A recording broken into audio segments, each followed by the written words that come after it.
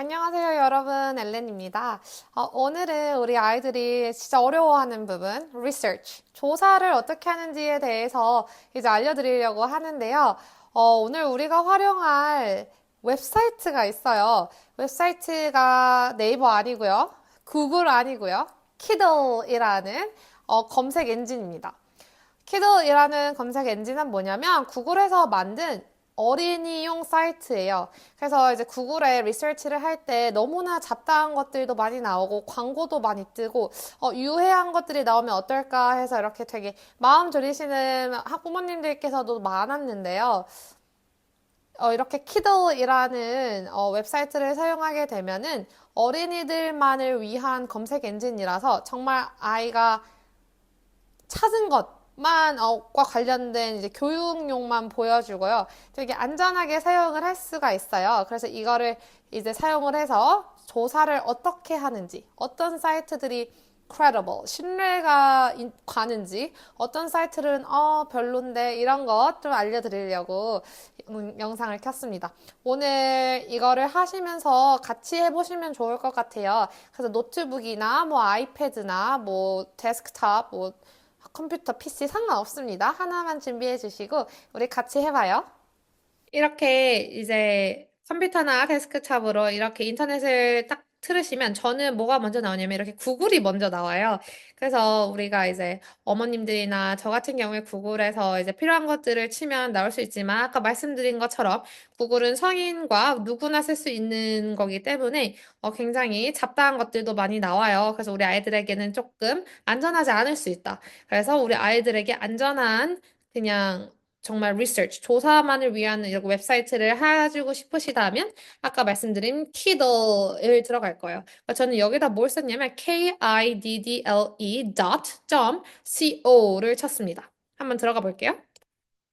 짜잔! 이렇게 나와요. 그럼 이렇게 키들 해갖고 늘 귀여운 로봇 나오고 Safe Visual Search Engine for Kids 해서 우리 키즈를 위한 것들이 나온다라고 이렇게 딱 나오게 됩니다. 그러면요, 이제 사실은 어떤 엔진 그 프로그램을 쓰던 간에 어떤 글들이 정말 credible, 신뢰할 수 있느냐를 우리 아이들이 볼 수 있는 눈을 가져야 해요. 근데 아직 우리 아이들은 모르죠. 이거를 안 해봤으니까요. 그래서 제가 오늘 알려드리려고 하는데요. 한번 먼저 하나를 쳐볼게요. 꿀벌을 한번 쳐보고 싶어요, 저는. 왠지 모르겠지만 꿀벌을 쳐볼게요. 허니비 해서 허니비를 쳤어요. 그러면 이렇게 나오죠. 그리고 오 이거 보세요. Honeybee Facts for Kids 해가지고 아이들을 위한 허니비 사실을 이렇게 나오는 걸 볼 수 있습니다. 먼저 이제 웹사이트를 좀 볼게요. 이 웹사이트들이 정말 신뢰할 수 있느냐? 너의 생각만으로 말하는 것이 아니냐? 정말 팩트가 맞느냐를 보기 위해서는요. 첫 번째는요. 이거 보시면 .org 이 웹사이트를 보셔야 돼요, 사실은. 이렇게 .org라고 나와 있으면요. 이 org는 뭐냐면요. 비영리 단체 기관에서 운영하는 사이트예요. 그래서 여기 한번 이렇게 눌러보면 Pets World for Kids라는 큰 비영리 단체에서 이제 운용하는 건데요.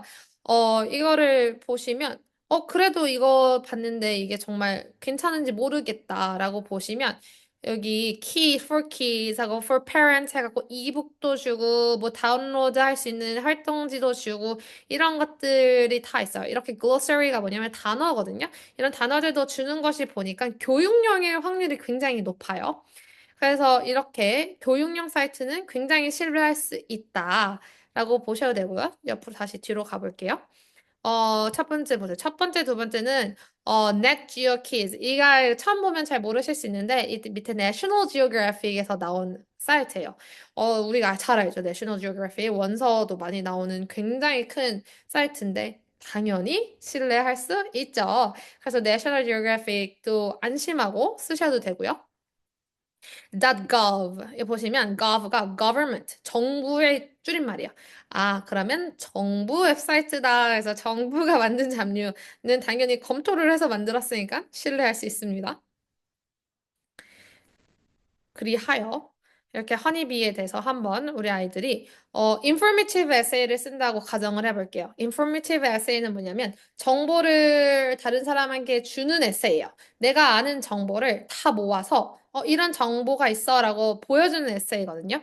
그래서 그거를 이제 꿀벌에 대해서 쓴다고 한번 해볼게요. 그러면 이렇게 제 가장 마음에 드는 걸 이렇게 몇 개를 클릭을 해서 허니비에 대한 것들을 봐주시면 됩니다. Fact about honeybee 해서 queen honeybee도 있고 workers도 있고 막 drones도 있고 얘네들이 하는 게 다 달라. 근데 만약에 이게 너무 어려워요 우리 아이한테. 그러면 또 다른 웹사이트 가서 더 쉬운 문장으로 되어 있는 게 있는지 한번 봐주시면 됩니다. 그럼 이렇게 막 정보들이 이렇게 수집이 되고 있어요. Honeybees live in hives. 하이브에 살아요. 그런데 이제 이거를 그대로 베껴 쓰느냐? 논문에 내 에세이에 베꼈으니까 그건 안 됩니다. 왜냐하면 우리는 무엇을 해야 하냐면 paraphrase를 해야 돼요. 왜 그냥 쓰면 안 될까요? 첫 번째, 내가 이해한 내용을 다시 표현을 해봐야 진짜로 배웠다는 증거가 돼요.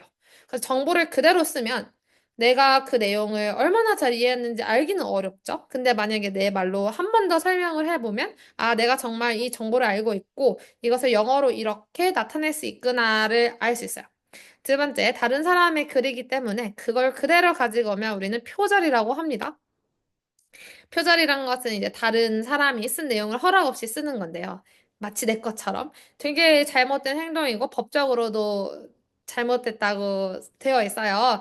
그래서 이제 정보를 조금 바꿔 쓰고 내 말로 바꿔 쓰고 출처를 적는 것도 굉장히 중요합니다. 그러면 이제 예시 문장을 보고 paraphrase를 한번 해볼게요.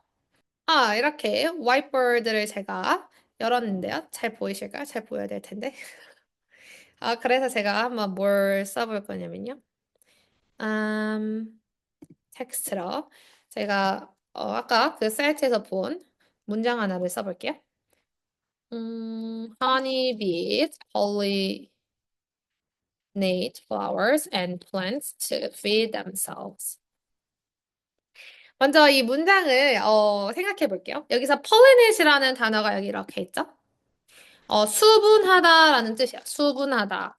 이게 무슨 뜻이냐면 꽃가루를 옮긴다라고 생각을 할 수 있어요. 그래서 만약에 제가 pollinat이 뭔지 몰랐어요. go to the dictionary. 딕셔너리에 찾아보세요. 근데 수분화가 뭔지 몰라요? then go to the Korean dictionary 하면은 이렇게 꽃가루를 옮긴다가 나오겠죠. 그러면은 이제 여기서 이게 이해했으니 이 키워드를 이해한 대로 한번 바꿔볼게요. pollinate은 그러면 뭐가 될 수 있냐면 move pollen or you can say help. 조금 더 잘하는 친구들이면 help plants grow by moving pollen이라고 쓸 수도 있겠죠. 그리고 여기서는 또 flowers and plants가 있어요. 그럼 이것도 한번 바꿔볼게요. flowers and plants. 굳이 flowers and plants라고 하지 말고 다 통틀어서 저는 plants라고 할게요. 그리고 feed themselves는 그 자기 자신한테 먹이를 준다는 얘기야. 그 얘기는 뭐냐? 먹이를 갖는다예요. 그러면은 이거를요, to get food라고 바꿔 쓸 수도 있고요, or for food라고 바꿔 쓸 수도 있겠죠. 그러면은 이제 그렇게 되면 내 문장이 나타나게 돼요. Honeybees move pollen to plants for food라고 하거나 또는 honeybees help plants grow 이거를 쓰는 거예요. 두 번째 거 by moving pollen to get food. 그래서 이렇게 의미는 똑같은데 지금 이 문장이 어떻게 되었죠? 이 문장 두 개로 네 문장으로 paraphrase가 된 거죠. 이런 식으로 키워드를 쏙쏙 뽑아서 여기서 무엇 어떤 단어가 제일 중요한가 해서 쏙쏙 뽑아서 이렇게 문장들을 다시 만들어 보는 게 이게 곧 paraphrase라고 하는 겁니다. 그리고요, 이제 마지막으로 출처를 적는 방법도 배워볼게요. 사이트에서 정보를 받았으면 그 사이트에게 감사합니다라는 감사의 의미로 출처를 적어야 돼요. 초등학생들이 간단히 인용할 수 있는 방법을 알게 해줄게요. 대학교 가면 인용을 세세하게 배워요. 어떻게 하는지. 하지만 우리 초등학생들은 아주 간단하게 출처를 적어주면 돼요. 내가 도움받은 웹사이트 이름이랑 그 날짜만 적어주면 돼요. 그래서 오늘 보시면 저 지금 어디서 가져왔죠? National Geographic Quiz에서 가져왔잖아요. 아까. 그러면요. 그냥 이렇게 써주는 거예요. National Geographic Quiz라고 써주고 컴마 해주고 내가 오늘이 11월 25일이에요. 그래서 accessed 뭐냐면 접근을 했다. 나는 이 웹사이트에 들어갔다. 언제 들어갔냐면요. November 25 and 2024 이렇게 써주면 됩니다. 이게 끝이에요. 내가 어떤 사이트에 무슨 사이트 언제 이것만 이렇게 맨 마지막 에세이 맨 마지막에 쓰면요. 내가 이 정보를 여러 데서 가져왔어. 나 훔치지 않았어. 하지만 나는 여기서 도움을 받았어. 라고 감사할 수 있는 방법 중에 하는 거죠. 네, 이렇게 리서치부터 paraphrase까지 어떻게 하는지 알아보았는데요. 사실 paraphrase가 진짜 어려운 부분이기는 해요. 하지만 이거를 우리 아이들이 정말 잘 알아두고 잘 이해하면은 글을 읽는 방법도 더 잘 이해하고 자신의 의견을 내세우는 그리고 표현하는 능력이 정말 커지게 되거든요. 그래서 paraphrase는 계속해서 연습하고 또 써보고 하는 것이 굉장히 중요합니다. 나중에 더 글을 합리적으로 그리고 창의적으로 자신감 있게 표현하고 싶다. 그리고 글을 잘 쓰고 싶다 하는 친구들에게는 paraphrase라는 하는 방법을 꼭 정말 중요합니다. 꼭 연습 많이 할 수 있게 해주셔서 우리 아이들이 아카데믹 라이팅을 쓸 때 항상 first, second, third로 가지 않습니까? 그런 것보다 더 창의적으로 더 많은 단어들을 이용해서 쓸 수 있는 아이들이 되려면 이 방법이 굉장히 필요합니다. 이 교육이. 오늘도 이렇게 어머님들이 가장 궁금해 하신 거라 생각하는 것들로 제가 영상을 찍어 보았는데요. 영상에 도움이 많이 되셨으면 좋아요, 구독 꼭 눌러주시고 저희 원 이제 1월에 개강합니다. 그래서 저희 원에서도 어떤 커리큘럼을 가지고 우리 아이들을 어떻게 지도하는지 한번 블로그에도 놀러 오시면 좋으실 것 같아요. 감사합니다.